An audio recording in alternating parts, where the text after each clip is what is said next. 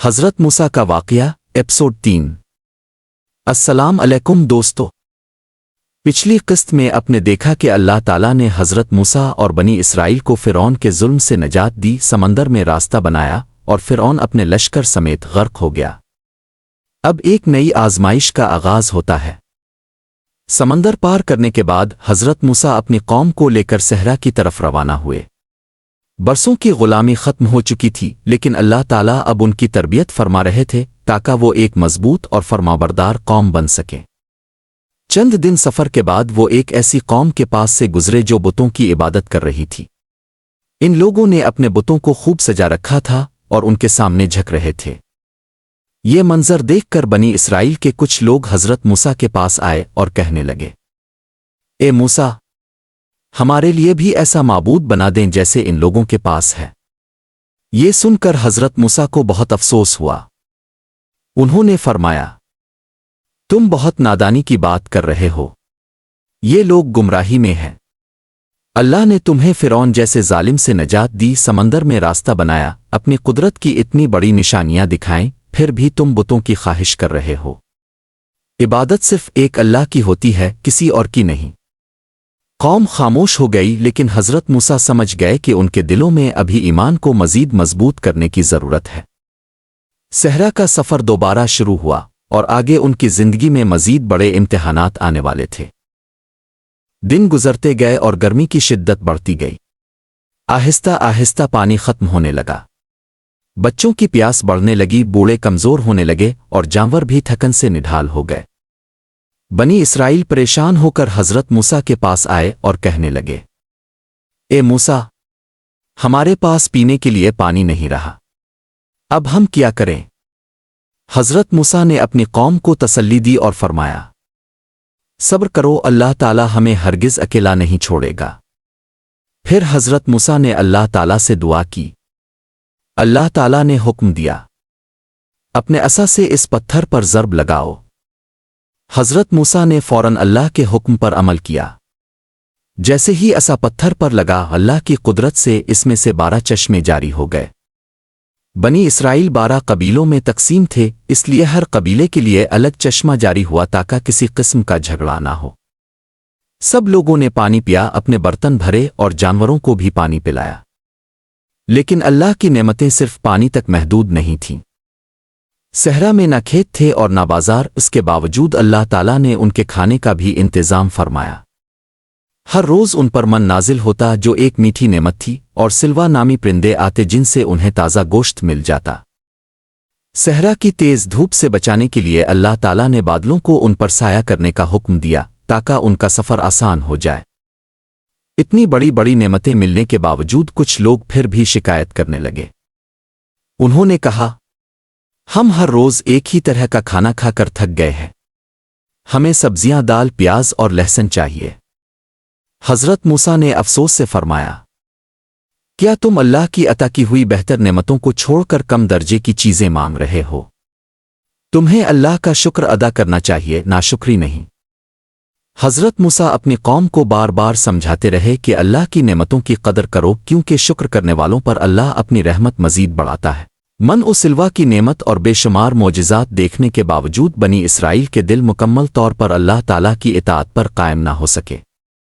اللہ تعالیٰ نے حضرت موسیٰ کو اپنی شریعت عطا کرنے کا ارادہ فرمایا تاکہ بنی اسرائیل ایک باقاعدہ دینی نظام کے تحت زندگی گزار سکیں۔ اللہ تعالیٰ نے حضرت موسیٰ کو حکم دیا کہ وہ کوہ طور پر حاضر ہوں۔ ابتدا میں 30 راتوں کا وعدہ تھا، پھر اللہ تعالیٰ نے مزید 10 راتیں بڑھا دیں، اس طرح کل 40 راتیں مکمل ہوئیں۔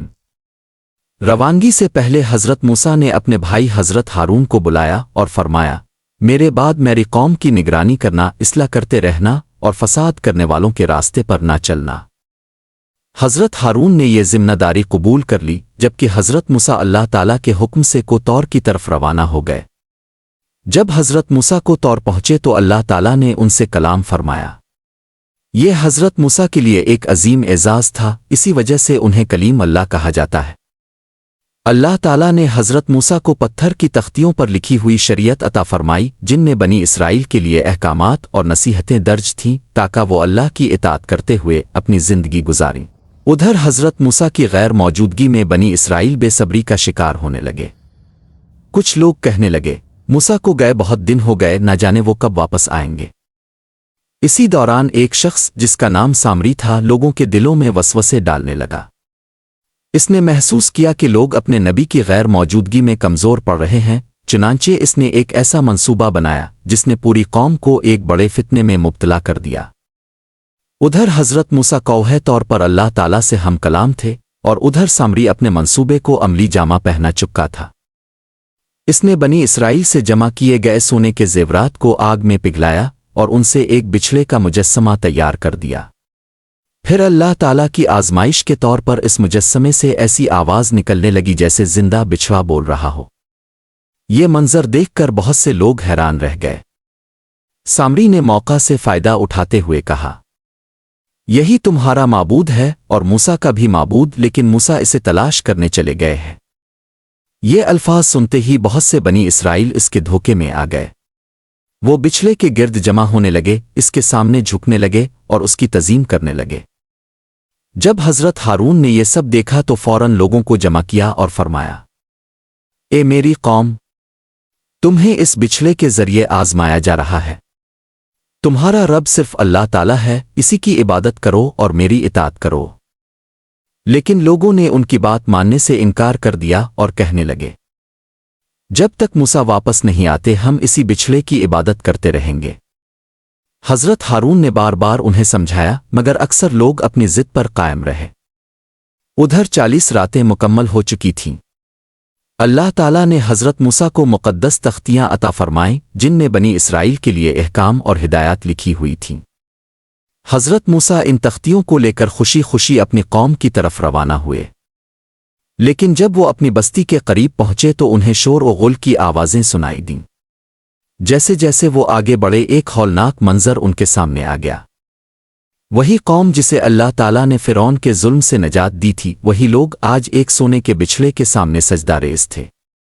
یہ منظر دیکھ کر حضرت موسیٰ کو شدید صدمہ پہنچا۔ ان کا دل غم اور غصے سے بھر گیا۔ انہوں نے حضرت ہارون سے فرمایا، اے ہارون، جب تم نے دیکھا کہ یہ لوگ گمراہ ہو رہے ہیں تو تم نے انہیں کیوں نہ روکا؟ حضرت ہارون نے عاجزی سے عرض کیا، اے میرے بھائی، میں نے انہیں بہت سمجھایا لیکن مجھے خوف تھا کہ اگر میں سختی کرتا تو بنی اسرائیل آپس میں لڑ پڑتے اور قوم تقسیم ہو جاتی۔ حضرت موسیٰ کو معلوم ہو گیا کہ حضرت ہارون نے اپنی پوری کوشش کی تھی۔ پھر حضرت موسیٰ نے سامری کو بلایا اور فرمایا، سامری، یہ تو نے کیا کیا؟ سامری نے اپنے عمل کے لیے بہانے بنائے مگر اس کے پاس کوئی دلیل نہ تھی۔ حضرت موسیٰ نے حکم دیا کہ اس بچھڑے کو جلا دیا جائے، پھر اسے ریزہ ریزہ کر کے سمندر میں بہا دیا گیا تاکہ لوگوں کو معلوم ہو جائے کہ جسے وہ معبود سمجھ رہے تھے وہ خود اپنی حفاظت بھی نہیں کر سکتا۔ اس کے بعد سامری کو اس کے جرم کی سزا سنائی گئی اور بنی اسرائیل کو اپنی سنگین غلطی پر توبہ کرنے کا حکم دیا گیا۔ بہت سے لوگوں نے سچے دل سے اللہ تعالیٰ سے معافی مانگی اور اللہ تعالیٰ نے توبہ کرنے والوں کی توبہ قبول فرمائی، لیکن بنی اسرائیل کی نافرمانیاں ابھی ختم نہیں ہوئی تھیں۔ اللہ تعالیٰ نے اب انہیں ایک عظیم نعمت عطا کرنے کا فیصلہ فرمایا، مقدس سرزمین بیت المقدس میں داخل ہونے کا حکم دیا گیا۔ مگر وہاں طاقتور قوموں کو دیکھ کر بنی اسرائیل نے ایسا جواب دیا کہ اللہ تعالیٰ ناراض ہو گئے۔ آخر انہوں نے کیا کہا اور کیوں انہیں 40 سال تک صحرائے سینا میں بھٹکنے کی سزا ملی؟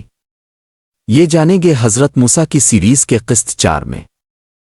ایسی مزید اسلامی معلومات کے لیے ویڈیو کو لائک کریں اور چینل کو سبسکرائب کریں۔